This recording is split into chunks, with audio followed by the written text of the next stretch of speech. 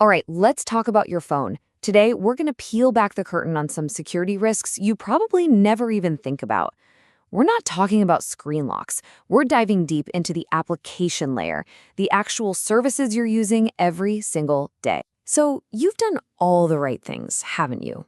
You've got a killer passcode, maybe you use Face ID, the whole nine yards. You've even downloaded those apps that shout about how secure they are.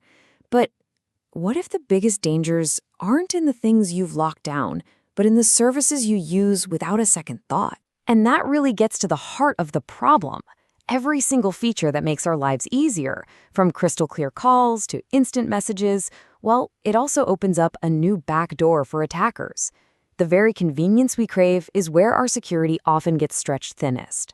So let's jump right in. We're going to start with the most basic thing a phone does, making a call. You might think, a phone call's just a phone call, but the tech behind it has totally changed. And believe me, so have the risks. You know, most of the calls you make today are probably using something called Voice-over-LTE, or VoLTE. Instead of the old-school phone lines, your voice gets turned into data and zipped across the same 4G or 5G network you use to watch videos. Yeah, the quality is amazing, but it also means your private calls are now playing in the same sandbox as the rest of the internet, with all its vulnerabilities. And this isn't some theoretical what-if scenario. Just look at this flaw that popped up on the O2 network in the UK. This wasn't some super complex hack either. It was just a basic mistake in how the network handled call data.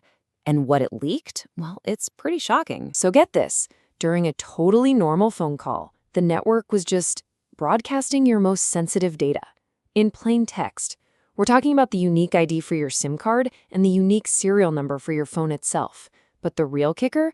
It was also leaking your exact real-time location from the cell towers. Anyone else on that network could literally track the physical movements of both you and the person you were talking to. And this shows you the two different battlefronts here. With VoLTE, you're kind of at the mercy of your phone company and their network. But with Voice over Wi-Fi, the threat can be right there in the room with you. You're using the free cafe Wi-Fi to make a call. An attacker on that same network could be listening in, or even just cut your call off entirely. Convenience always has a price. Okay, so let's take that idea and move from voice calls to something we all think of as our digital fortresses, secure messaging apps. And this brings us to what I call the secure app paradox. We've all heard this a million times. Apps like WhatsApp, Signal, Telegram, they build their entire brand on end-to-end encryption. They promise that no one, not even them, can read your messages. And you know what? For the message content, that's mostly true. But that's the million-dollar question, isn't it? What does it not protect? Because encryption isn't some magical invisibility cloak that covers everything. And focusing only on the message creates this huge, dangerous blind spot. And here's the catch. While the what you said is locked up, all the data about the conversation, the who, when, and where, is often wide open. This is your metadata. We're talking your phone number, your contacts, who you talked to, when you talked, what groups you're in. And sometimes that can be way more revealing than the message itself. You can really boil it down to 3 critical points of failure for these so-called secure apps. First, the metadata leakage we just talked about. Second, unencrypted backups. This one's huge. You back up your chats to iCloud or Google Drive? Well, if that backup isn't encrypted by the app itself, then anyone who gets into your cloud account gets your entire chat history. Game over.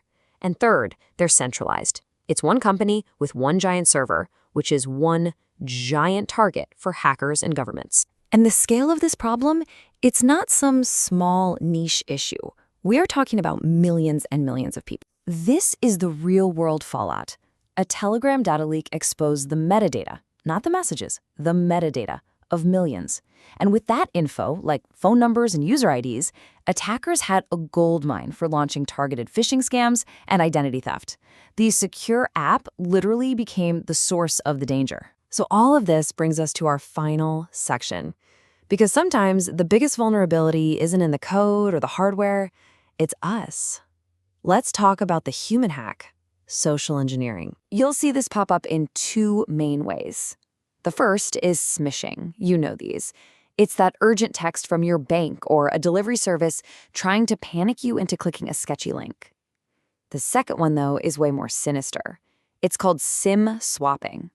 And here, the attacker isn't tricking you, they're tricking your phone company. And just look at how frighteningly simple the process is.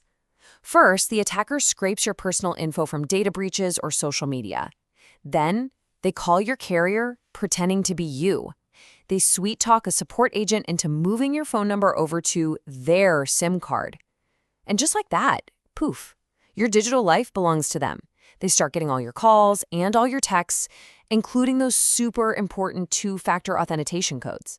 Now they can just walk right in and take over everything. And the financial fallout from this, it can be absolutely life-destroying. How bad?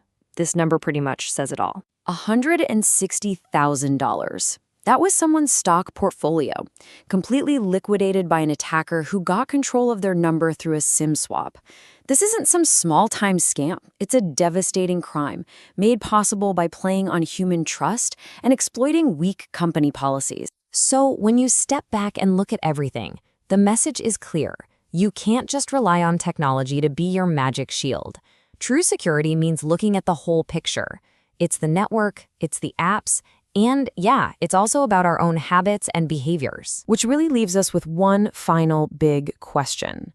As these threats just keep getting smarter and smarter, we have to ask ourselves, is technology really the shield we think it is? Or is the ultimate defense our own awareness, our own skepticism, our own ability to stop and think before we tap?